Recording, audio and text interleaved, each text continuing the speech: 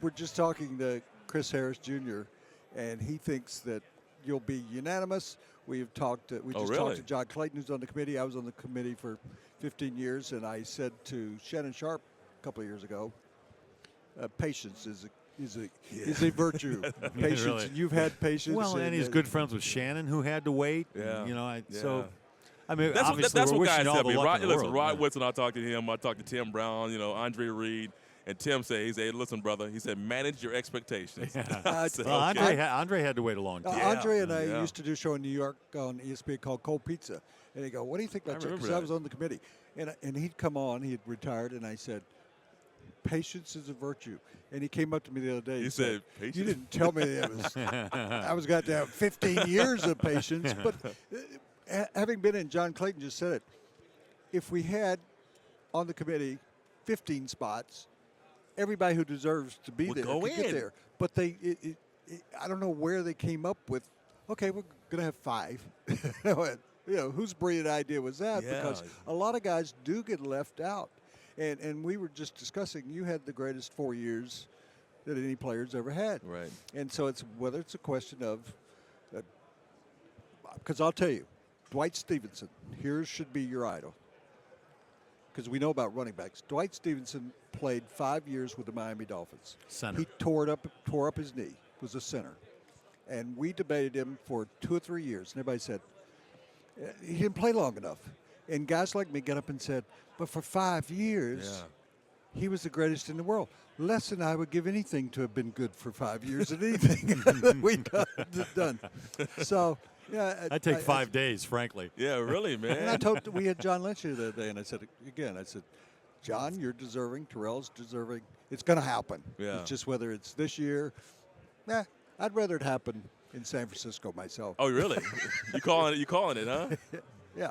Because this year there is a lot of, just say this honestly to you, and you've always been honest with me. There's a lot of backup. Woody, that's what I said. That's why they need a year of unclogging the backup. Yeah, you're right. A year of just, because everything has to be, when you implement something, and Hall of Fame has been around for a long time, sometimes you got to make some changes and modifications. And realize, I don't think they realized when they made the Hall that they'll have a situation where you have all these people who are deserving to go in, but there's no room for them. What president was it that said we're going to have amnesty? You got me on that. All the people, Gerald Ford. All the illegal aliens that are here, we're just going to say, okay, amnesty this week. Right. So sign up in this week. So that's kind of let's have 1 year. 1 year. Where we put 20 guys. Uncapped 20 year. guys. Let's have an uncapped year. Unclog the There drain. you go. Unclog that the drain. And then you can start again. Okay. We need a little Drano here. So turn to some subjects. Sort of rapid fire. The Broncos coaching staff, upheaval. It was, I just wrote a little while ago, look at the Broncos. It's circa 1997 coaching staff. Yeah, I know. Everybody's going back. Yeah. There's a little bit of nostalgia going on there.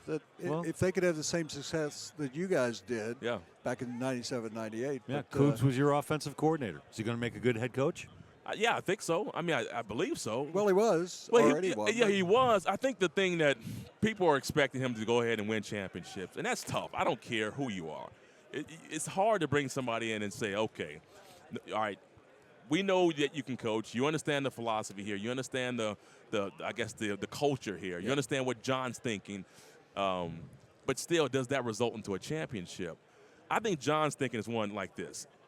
You prefer, if you're going to go down, you want to go down the way you want to go down. And that is with somebody who thinks like you, who believes in the same things you believe in. So he's not saying he's going to guarantee a championship, but what he's saying is, hey, if this thing is going to sink, if I'm not going to be able to get there, it's got to be the way that I want it.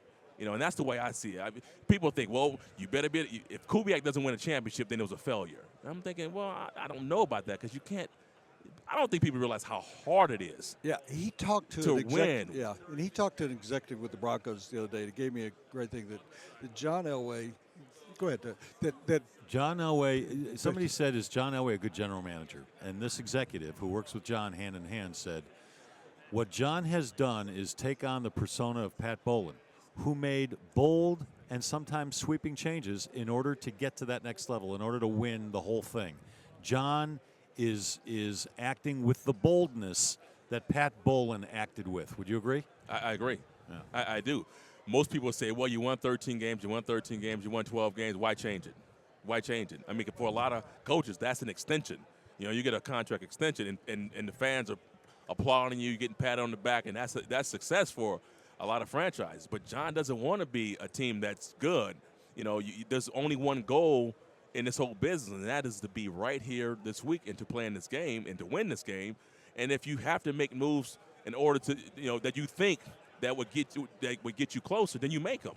You know, and you can't play scared. You can't, I guess, exact scare. You can't make decisions that are scared. You got to go for it. You got to go for it. Yeah. I will, and as I said, I'm bouncing around, but every time I look at you, I think that here was a guy that was the most valuable player in the Super Bowl. Incredible second half. In the first half, he was Ray Charles. Ray Charles with a headache. That is true. Blind yeah. and blind and I in mean, pain. that play alone, man, just to go in there where I couldn't see. I mean, that's got to stand for something, right? Coach, that's I'm blind. right. Coach, I don't need you to see. I just need you to run into the.